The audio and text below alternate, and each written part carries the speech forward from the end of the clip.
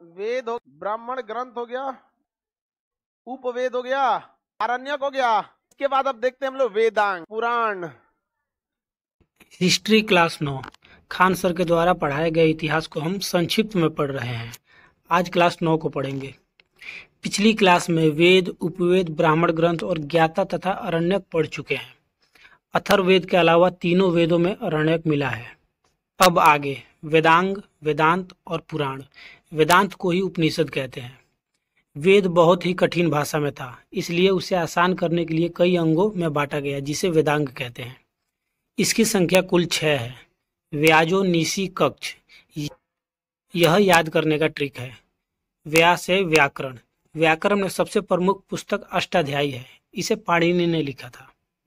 जो से ज्योतिष, सबसे प्रमुख पुस्तक वृहत संहिता है, इसे ब्राह्मण ने लिखा। नि से निरुक्त, इसकी रचना यास्क ने की। निरुक्त एक तरह से भाषा है। सी से शिक्षा, क से कल्प, इसकी रचना गौतम ऋषि ने की।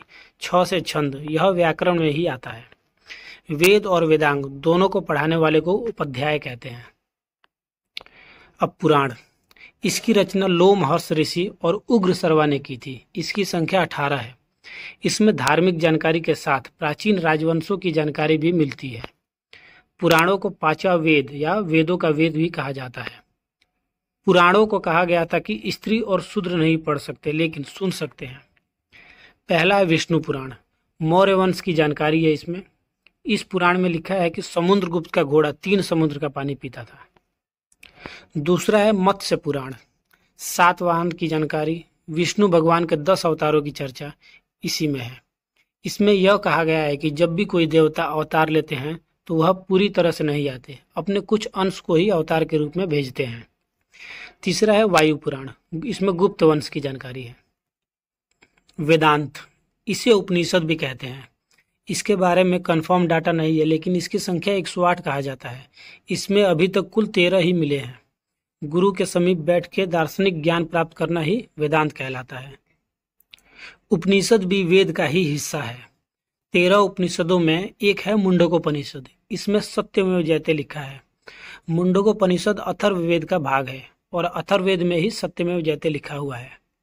13 उपनिषदों में सबसे प्रमुख उपनिषद भी मुंडकोपनिषद है। ब्राह्मणों के विरुद्ध राजपूतों के शिक्षा नीति की इस उपनिषद में ही चर्चा है। उपनिषदों में राजपूतों का वर्चस्व था, वहीं वेद, वेदांग और पुराण में ब्राह्मणों का वर्चस्व था।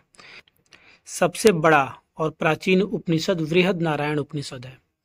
ओम शब्द की चर्चा कठोपनिषद में है और इसी में यम और नचिकेता की भी कहानी है। जालोपनिषद में ब्रह्मा, विष्णु और महेश की चर्चा है। इसी में 4 आश्रम की भी चर्चा है। पहले तो 0 से 5 साल तक को बाल अवस्था में कहा जाता है, इसमें ये आश्रम में ऐड नहीं है। पहला है 5 से 25 तक को ब्रह्मचर्य जीवन कहा जाता है, यह एक तरह से स्टूडेंट लाइफ है।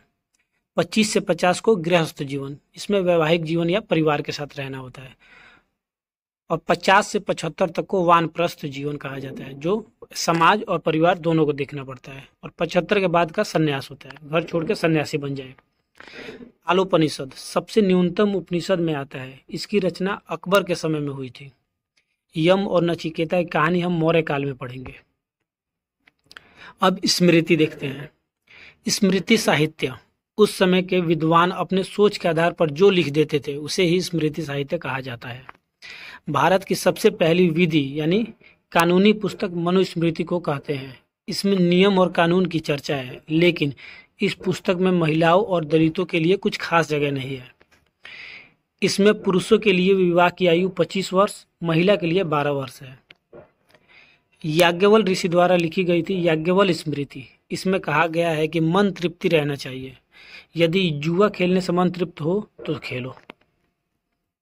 इसी के साथ आज का क्लास समाप्त होता है। अब आगे क्लास कल देखेंगे। धन्यवाद।